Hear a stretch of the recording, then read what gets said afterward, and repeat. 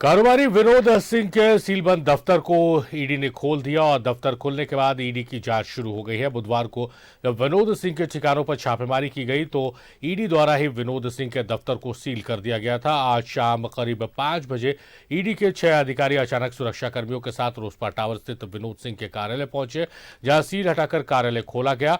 अब विनोद सिंह के कार्यालय में जांच की प्रक्रिया शुरू कर दी गई है। बुधवार को छापेमारी में विनोद सिंह के घर से 25 लाख रुपए नकद मिले थे। बताया जा रहा है कि ईडी के अधिकारियों ने विनोद सिंह को भी दफ्तर में बैठा रखा है।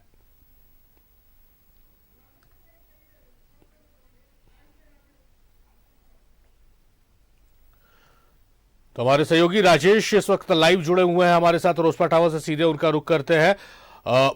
ईडी की जो कार्रवाइयां हो रही है राजेश, झारखंड में अलग अलग नाम आ रहे हैं जो अब तक पर्दे के पीछे बताए जाते थे, खुलकर सामने आ रहे। एक नया नाम विनोद सिंह का आया है।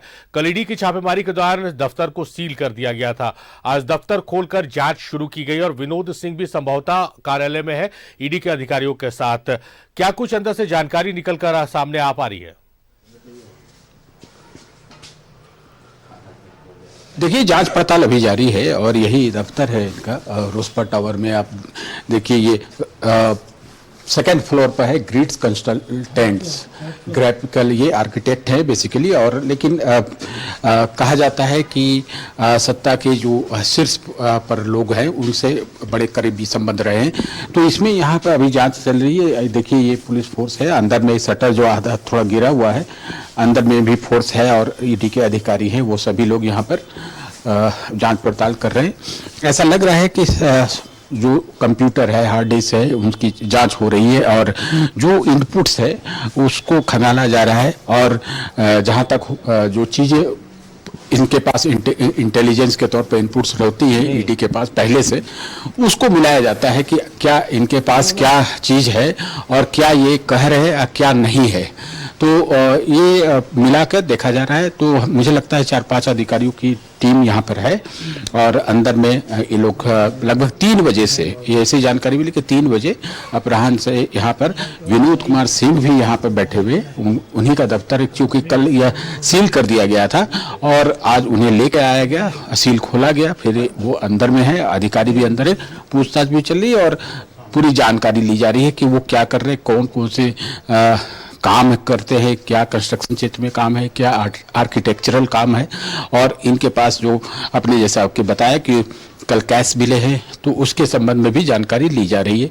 और भी अगर इनके पास कोई इंटेलिजेंस रिपोर्ट होगी, क्योंकि ईडी के पास हाई लेवल की जो है सर्विलांस सिस्टम है और उसके आधार पर ये लोग कार्रवाई करते हैं।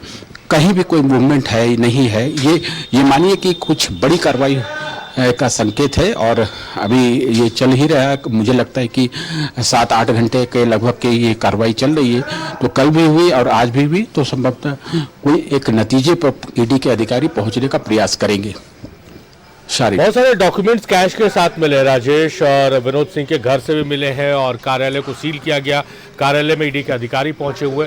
क्या अब ऐसा लग रहा है कि वो जो दस्तावेज घर से मिले और यहाँ जो दस्तावेज अभी मिले हैं उससे जो इनपुट्स मिले, जैसा आप कह रहे हैं, और ईडी, ये सही बात है कि ईडी कहीं पर भी यूं ही छापेमारी नहीं करती है।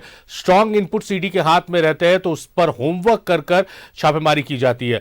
तो जो दस्तावेज घर से मिले और आज जो ऑफिस में पूछताछ भी चल रही है, एक तरह से डॉक्यूमेंट्स निकाले जा रहे हैं, आने वाले दिनों में लगता है कि इन आज के मिले इनपुट्स और कल की छापेमारी को मिलाकर कुछ और सफेद पोशों के यहाँ ईडी पहुंच सकती है।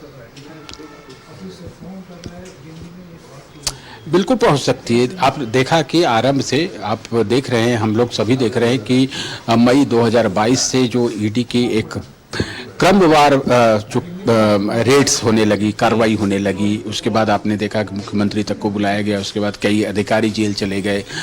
तो ये सिलसिला अभी चल ही रहा है और कहीं न कहीं ये लग रहा है कि देखिए, ईडी का काम है मनी लॉन्ड्रिंग देखना, कहाँ पर वो पैसे के जो अवैध लेन देन हैं उनको वो ट्रैक करते हैं। अब जिसके हाथों होता हो, चाहे वो अधिकारी हो या फिर कारोबारी हो या कॉन्ट्रैक्टर हो या फिर कोई माफिया तत्व हो, वो अलग विषय है। लेकिन उनके पास स्ट्रॉन्ग इनपुट्स रहता है कि पैसे के बल्क मनी ट्रांसफर कहाँ हो रहा है, कहाँ जमा हो रहा है, ये सारे इनपुट्स रहते हैं, बैंकों से लिए जाते हैं और गैदर किए जाते हैं।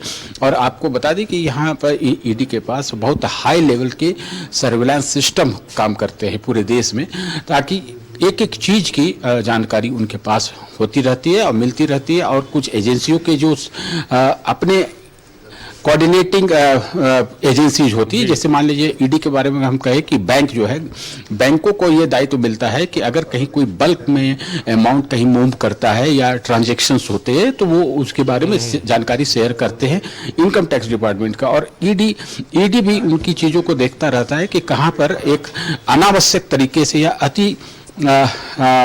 अतिशय मात्रा में रकम का जो ट्रांसफर हो रहा है, कहीं जमा हो रहा है तो कहाँ कहाँ जा रहा है। तो ये सारी चीजें देश हो या विदेश, सब पारदेशीय भी चीजों को देखा जाता है। तो इनके स्ट्रॉन्ग इनपुट्स के आधार पर ही सारी चीजें हो रही है। तो फिलहाल ये जो छापेमारी चल रही है, जानकारी ली जा रही है, और ये अभी कितनी देर चलेगी ये नहीं कहा जा सकता, लेकिन ईडी की कार्रवाइयों को वैसे भी जानकारी नहीं मिलती है कि छापेमारी पड़ी थी, यानी चलेगी ईडी की, और ईडी को क्या कुछ इनपुट्स मिले हैं या फिर ईडी को क्या कुछ सफलताएं मिली है। बहरहाल जिस तरह से ताबड़तोड़ छापेमारी हो रही है और एक के बाद एक ईडी के हाथ सफलता लग रही, आने वाले दिनों में ईडी के का हाथ दूसरे सफेद पोशों के गिरबान तक पहुंचे से इनकार नहीं किया जा सकता, क्योंकि कई साक्ष्य ईडी के हाथ लग रहे हैं इन छापेमारियों के दौरान। बहुत शुक्रिया राजेश आपका, आप नजर बना के रखिए, हम लगातार अपडेट्स लेते रहेंगे आपका। फिलहाल आपका बेहद शुक्रिया।